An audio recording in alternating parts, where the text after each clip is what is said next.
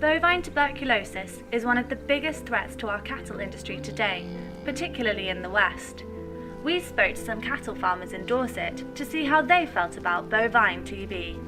TB is having a devastating effect on the farm at the moment, and very, very soul destroying for all the members of staff and for my father and I. Yes, it can't just go on like it is. There's too many people losing a lot of money.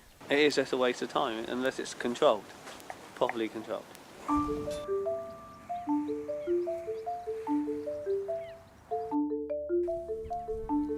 Bovine TB is one of the biggest challenges facing cattle farmers in the UK today. On average, 100 cows are slaughtered each day because of the disease.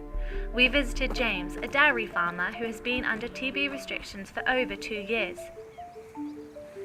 During this time, he has had 22 animals slaughtered, of which only 1 cow was found to actually show visible signs of TB.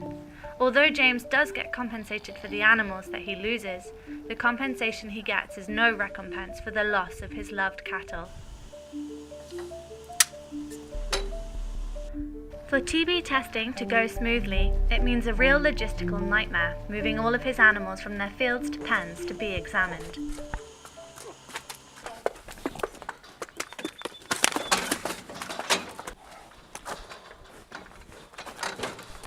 The farm's vet, Jenny, gave all of James's cows 2 jabs in the necks a few days ago.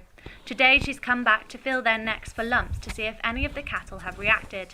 They may well have a lump, but it's the bottom one that's the telltale sign of a reaction to TB, and that's what James doesn't want to find. We measured the 2 bits that we've clipped. The calipers. As you can see, it's fairly stressful on cattle doing all this, which we have to do every 60 days.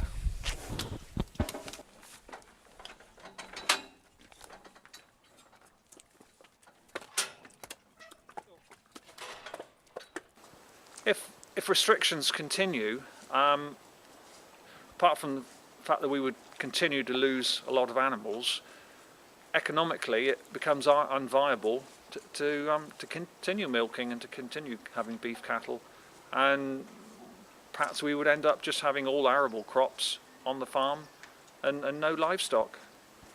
Many farms around here, in fact, have done that. They've sold their cattle, partly because of TB reasons and partly because of low milk prices. They've just felt there's no future in it. They've sold their animals and now just grow crops. It only takes 1 animal to react to the TB test, and then the whole herd is closed down, which means you can only sell animals direct to slaughter. You can't sell breeding animals to other farmers, and that is how farmers make a lot of their money from cattle, by selling their animals.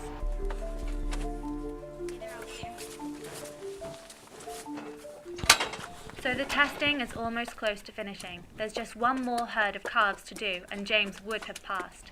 But this one's reacted, which means that this cow, also in calf, has to be compulsory slaughtered, and James's herd will have to remain shut down. James won't be able to sell or even move any of his pedigree animals, and he'll have to do a test again every 60 days until he goes clear.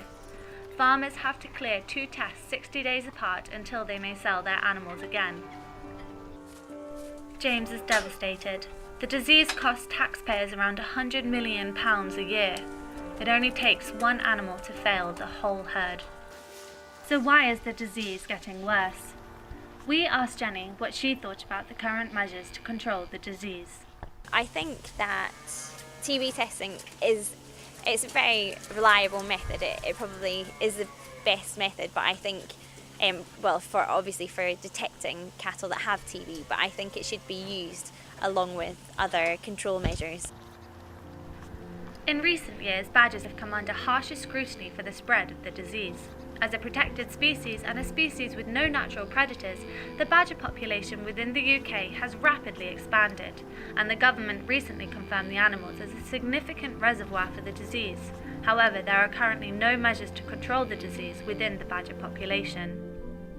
So we've got some approved buildings these animals are in, and one of the stipulations that the government want is that the yard or the building should be badger proof. In other words, so badgers can't get in to spread disease to the cattle.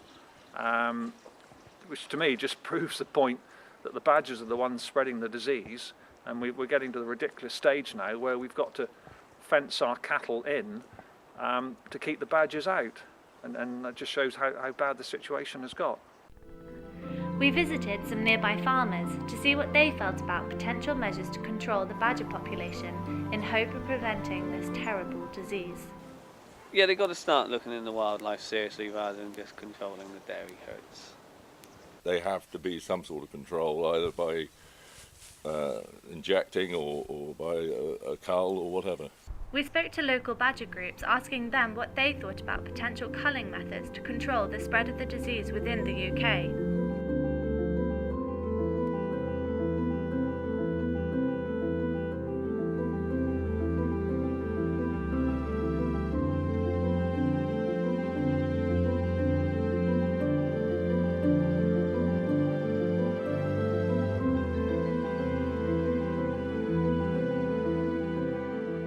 The disease may be transmitted to humans, however the risk is very low as there are so many restrictions imposed.